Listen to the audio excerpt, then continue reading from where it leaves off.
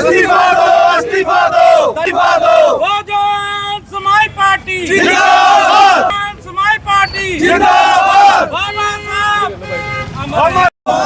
जब तक सूरज चांद रहेगा, बाबा साहब का नाम रहेगा, जब तक सूरज चांद रहेगा, बाबा साहब का नाम रहेगा।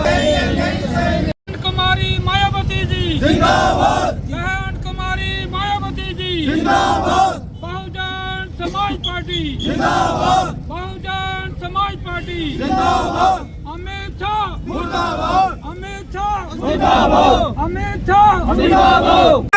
ये संदीप जी बताएंगे जो प्रदर्शन कर रहे हैं हम किस तरह से देखते हैं। जय भीम जय भारत।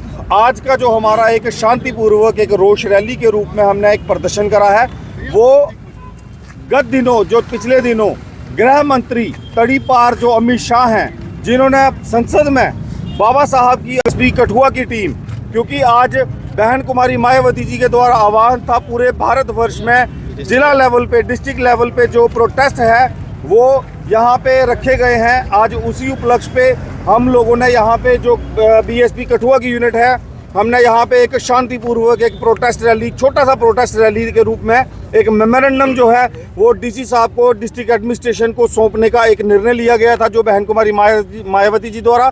आज उसी के सर इंजाम यहाँ पे हम लोग यहाँ पे जो बाबा साहब का अपमान हुआ सदन में, उसके विरोध में अपना जो रोष प्रकट कर रहे यहाँ पे बहुजन समाज पार्टी के कार्यकर्ता, हमारे यहाँ पे लोग जो हैं वो एकत्रित हुए हैं। आपके माध्यम से मैं बता देना चाहूँगा कि किसी एक शख्स से ऐसे 50 शख्स आए 50 चले जाएं, लेकिन बाबा साहब की जो महानता है, जो उनका किरदार है, जो उनका हम लोगों पे उपकार है, जो हमारे भारत के लोगों के ऊपर उन्होंने काम करे हैं, जो जिसके लिए उन्होंने अपना पूरा जीवन, अपने बच्चे, अपना परिवार बलिदान कर दिया, वो किसी एक शख्स के कहने से कम नहीं होगा। लेकिन फिर भी उनके बारे में बोलने वाला कोई भी ऐसा शख्स जो गलत बोलेगा वो कभी भी सराहनीय नहीं होगा और उसको हम बिल्कुल सहन नहीं करेंगे। संदीप जी इतने बड़े ओहदे पे बैठे हैं तो अमित शाह, तो उन्होंने इस तरह की जो बात कहते हैं तो कितनी ठेस पूरे समाज को पहुंच रही है। एक तो इतने बड़े ओहदे पे बैठे हैं और उस तरह से इस तरह के जो भारत रत्न के खिलाफ जो है इस तरह की बातें बोलना, देखिए ये दर्शाता है उनकी मानसिकता और उनका सड़ा हुआ जो लोगों के लिए जो एक विचार है। अब मैं तो कहना चाहूँगा वो अपने लोगों के बीच में गए ही नहीं है। भगवान लोगों के लिए बाबा साहब आज से नहीं, जब से उन्होंने कॉन्स्टिट्यूशन बनाया, हिंदू कोड बिल जो लाया, महिलाओं को वोट देने का हक दिया, लोगों को पानी पीने का हक दिया, हमारे लोगों के लिए, हमारे भारतवर्ष के लोगों के लिए जो जो जो जहद करी, जो बराबरी का हक दिया, हर एक चीज़ जो बाबा साहब ने हमारे देशवासियों के लिए की, वो किसी एक जात बिरादरी या किसी समुदाय के लिए नहीं, वो सारे भारतवर्ष के लिए की थी। अगर उनके खिलाफ कोई अभद्र भाषा यूज़ करता है या उसको आज उनको क्यों बोलते हुए शर्म नहीं आई, जब इलेक्शन टाइम पे आपने देखा वो फूल माला देते हुए, उनको फूल अर्पण करते हुए उनके नतमस्तक हुए, ये इलेक्शन में उनको इस्तेमाल करते हैं। मैं आपके माध्यम से अपने जो समाज के, हमारे देश के लोग हैं, जो उन लोगों के झूठे आश्वासनों में, जो उनके झूठे पखंड में, जो उनके नौटंकी करते हैं वो बाबा साहब के नाम पे, उसमें फंस के उन लोगों के साथ खड़े होते हैं। मैं आपके माध्यम से उनको भी बताना चाहूँगा, ये सच्चाई है इन लोगों के दिलों की।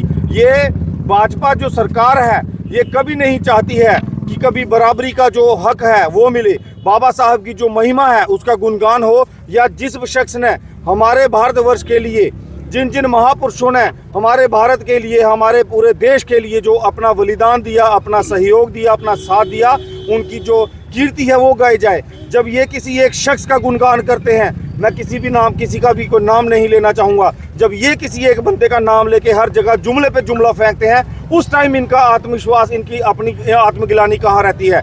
आपके माध्यम से मैं बता देना चाहता हूँ, बाबा साहब का जितने भी हमारे महापुरुष हुए हैं, किसी का भी जो अपमान है वो बिल्कुल बर्दाश्त नहीं होगा।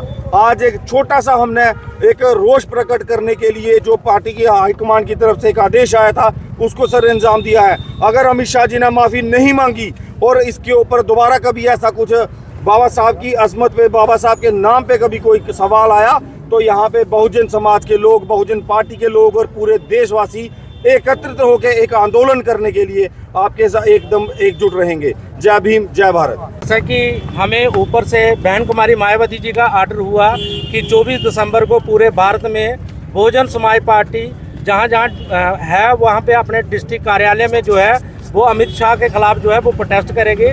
उसी के उपलक्ष्य में आज बहुजन समाज के लोगों ने एक छोटा सा प्रोटेस्ट कठुआ में रखा था। आज छोटा है लेकिन कल को ये बड़ा हो सकता है अगर अमित शाह ने माफ़ी नहीं मांगी। हम जी भी कह सकते थे, लेकिन जो हमारे संत महापुरुषों का आदर नहीं करेगा हम उसका आदर हम भी नहीं कर सकते, क्योंकि अमित शाह है और रहेगा नहीं, लेकिन बाबा साहब थे, हैं और पूरी उम्र रहेंगे। और बाबा साहब का जो ब्लड है हमारे डीएनए में है।